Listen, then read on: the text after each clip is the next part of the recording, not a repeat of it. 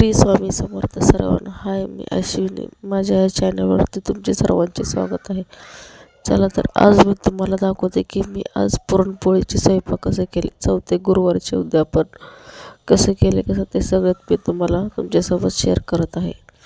पहिले तर मी डाळ घालून घेतले व कुकरमध्ये शिजवून घेतल्यानंतर त्याच्यामधले पाणी काढून घेतले व पाणी काढून घेतल्यानंतर गूळ घालून व विलायची व गोडशेप असे मिक्सरमध्ये काढून बारीक करून त्यामध्ये नीट असे छान त्याला मिक्स करून घेतले व मिक्स करून घेतल्यानंतर पुरण बारीक करून घेतले. बारीक करून घेतल्यानंतर पीठ मी मळून ठेवले ते पहिलेच. परत अजून एकदा त्याला छान असे मळून घेतले. मळून घेतल्यावरती पोळ्या छान येतात. मळून घेतल्यानंतर असं पोळी बनवायला घेतली व पोळी बनवून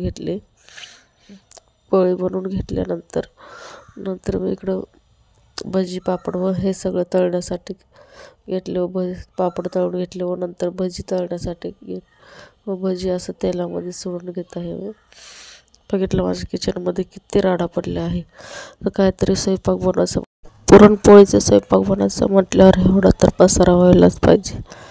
एवढा सगळा पसारा झाला आहे. बघा तुम्ही आता सगळं इकडं भजी काढून घेतले व भजी काढून घेतल्यानंतर म्हटलं की अजून थोडे पापड कमी पडतील, मग अजून थोडे पापड भाजून घेतले व कुमारिकांना जेव घालायचे तर मग कमी पडतील म्हणून थोडे पापड तळून घेतल्यानंतर परत अजून थोडे परत भजी काढून घेतल्यानंतर इकडं माझे सगळे काम आवरायचे चालू होते. थोडंसं भजी काढून घेतले, परत कुकरला भात लावले व आमटी बनवून घेतल्यानंतर हे सर्व मी किचन आवरले. किचनवरचे सगळं आवरून घेतल्यानंतर पण एवढं सगळं असं स्वयंपाक बनवून घेतले होते पुरणपोळीचे. स्वयंपाक तयार झालं ते नंतर परत देवीची आरती करून घेतली व देवीला निवेद दाखवल्यानंतर कुमारिक आले होते. कुमारिकांना हळद कुंकू त्यांना लावून घेतले.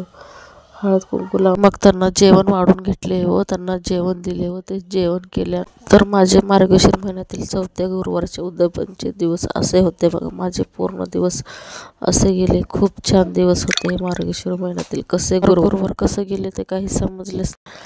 तर मग सगळ्यांनी असे जेवण करून घेतले व माझे छोटेसे व्हिडिओ बघून कसे वाटले सबस्क्राईब प्लीज.